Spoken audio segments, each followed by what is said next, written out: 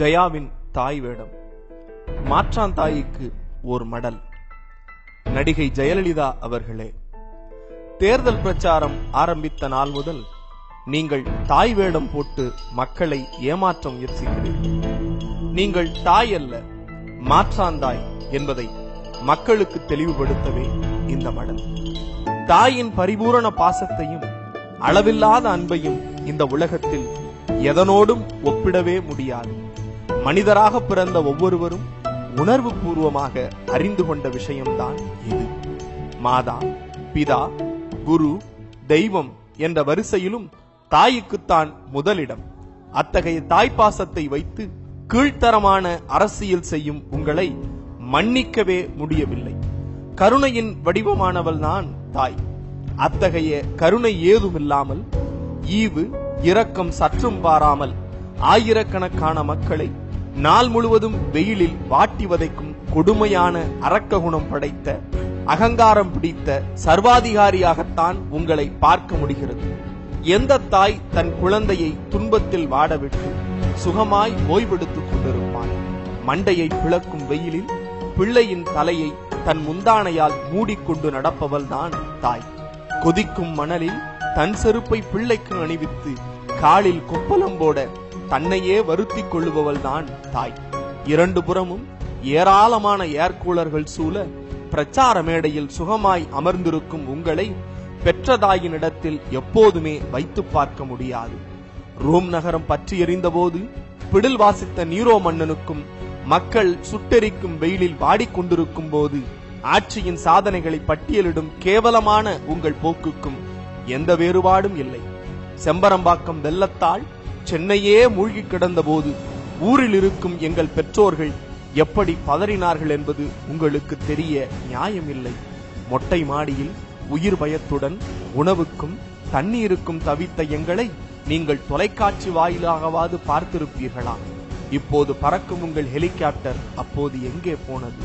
முன்னாள் குடியரசுத் தலைவர் அப்துல் கலாமுக்கு அஞ்சலி செலுத்த முடியாத நிலையில் இருந்த நீங்கள் இப்போது ஹெலிகாப்டர் ஏறி தமிழகத்தை சுற்றி சுற்றி வருகிறீர்கள். உங்கள் உடல் நலம் குறித்து பல தகவல்கள் வருகின்றன. அதையும் தாண்டி பரப்பன அகரகார சிறையிலிருந்து ஜாமீனில் வெளியே வர உடல் நலனைத்தானே காரணம் காட்டினீர்கள். சரி, உண்மையிலேயே உங்களுக்கு உடல் நலம் சரியில்லை என்றால் உங்கள் பிள்ளைகளுக்கு அதை நீங்கள் தெரியப்படுத்த வேண்டாமா? உங்களை முதலமைச்சராக அமர்த்தி அழகு பார்த்தவர்கள் உடல் நலம் பெற வேண்டும் என பிரார்த்தனை செய்ய மாட்டார்களா? உடல் நலத்தை காரணம் காட்டி காணொலி காட்சி ஆட்சி நடத்தி கொண்டிருந்த அம்மா உங்கள் திடீர் ஆவேசம் பல சந்தேகங்களை எழுப்புகிறது. சரி, உங்கள் தேர்தல் நேரத்து பிரச்சார வீடியோ பதிவுகளை போட்டு பார்த்தீர்களா? நீங்கள் பேசும்போது யாருமே கவனிக்கவில்லை. பெயருக்கு கூட கைதட்டவும் இல்லை. காரணம், வெயில் ஒருபுறம் வாட்டி வதைக்க வியர்வை மழையில் நெளிந்து கொண்டிருக்கிறார்கள். கையில் கிடைத்ததை வைத்து விசிறிக் கொண்டிருக்கிறார்கள். கடனுக்கு மாரடிக்க வந்தவன் கண்ணீர் விட்டால் என்ன, விடாவிட்டால் என்ன? உங்களை பொறுத்தவரை கூட்டத்தை காண்பித்தால் போதும். கேமரா கண்களில் நிறையும் அளவுக்கு மக்கள் தலைகள் தெரிய வேண்டும் என்பதுதானே உங்கள் புத்தியில் இருக்கிறது. காவல்துறையின் மூர்க்கத்தனமான போக்கால் விருத்தாச்சலம், சேலம் பொதுக்கூட்டங்களில் வெயிலில் வாடி வதங்கி உயிர் துறந்தவர்களின் ஆத்துமாக்களுக்கு என்ன பதில் கூறப் போகிறீர்கள்? பணத்தால் மக்களை விலைக்கு வாங்கிவிடலாம் என மனக்கொட்டை கட்டாதீர்கள். மக்களின் வரிப்பணத்தில் அவர்களுக்கான திட்டங்களை தீட்டவும் செவ்வனே அவற்றை செய்யவும் தான் உங்களை மக்கள் பிரதிநிதியாக அமர்த்தினார்களே தவிர நீங்கள் சுகமாக வாழ, நோகாமல் ஹெலிகாப்டரில் வந்து போக இங்கே யாரும் வரி செலுத்தவில்லை. எனக்கு இன்னொரு சந்தேகம் இருக்கிறது. நீங்கள் பொதுமக்களுக்கு மட்டும்தான் தாயா? இல்லை, உங்கள் கழக தொண்டர்களுக்கும் தாய்தானா?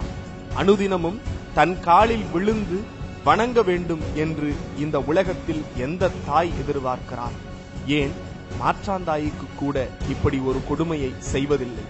பார்க்கும் போதெல்லாம் காலில் விழ வேண்டும். உங்களை பார்த்தவுடன் கூனி குறுகி உடலை வளைத்து தரைவரை தொட்டு வணக்கம் செலுத்த வேண்டும், வாயை பொத்திக் கொள்ள வேண்டும் என உங்கள் அமைச்சரவை சகாக்களுக்கு யார் சொல்லிக் கொடுத்தது? அதை நீங்கள் எதிர்பார்க்கவில்லை என்றால் வாய் திறந்து சொல்லி இருக்கலாமே. தன்மானத்தை இழந்து, சுயத்தை இழந்து, கேவலம் பதவி ஆசைக்காக உங்கள் காலில் விழும் அடிமைகள் எல்லோருமே மனதில் வன்மத்துடன் தான் வணங்கிக் கொண்டிருக்கிறார்கள் என்பது உங்களுக்கு தெரிந்துதான் இருக்கும் என நினைக்கிறேன். உங்களை முன்னாள் நடிகை என்று குறிப்பிட வேண்டிய அவசியம் இல்லை. என்னாலும் நடித்துக் கொண்டுதான் இருக்கிறீர்கள். அப்போது திரைப்படத்தில், இப்போது வாழ்க்கையில். ஆனால் இனிமேல் உங்கள் படம் ஓடாது என்பதை கடைக்கோடி மக்களில் ஒருவனாக உங்களுக்கு சுட்டிக்காட்ட விரும்புகிறேன். உயிர் பயம் வந்தால் கடவுளை நினைப்பது மனித இயல்பு. தோல்வி பயம் வந்தால் எம்ஜிஆர் பெயரை சொல்லுவது உங்கள் இயல்பு. தீபாவளி லேகியம் போல உங்களுக்கு எம்ஜிஆர் என்ன தேர்தல் லேகியமா? உங்களுக்கு தெம்பு இருந்தால், திராணி இருந்தால், நல்லாட்சி செய்த நம்பிக்கை இருந்தால், நீங்கள் பட்டியலிடும் சாதனைகள் உண்மையாக இருந்தால் எம்ஜிஆர் பெயரை சொல்லாமல் இந்த தேர்தலை சந்திக்க முடியுமா? வேதனையுடன் தமிழன் பிரசன்னா. திங்கி பண்ண 5 வருஷம் எங்கே எங்கே திங்கி பண்ண 5 வருஷம் எங்கே நாங்கள்ல பூட்டிக்கிறோம் கொடை நாடு போங்கே.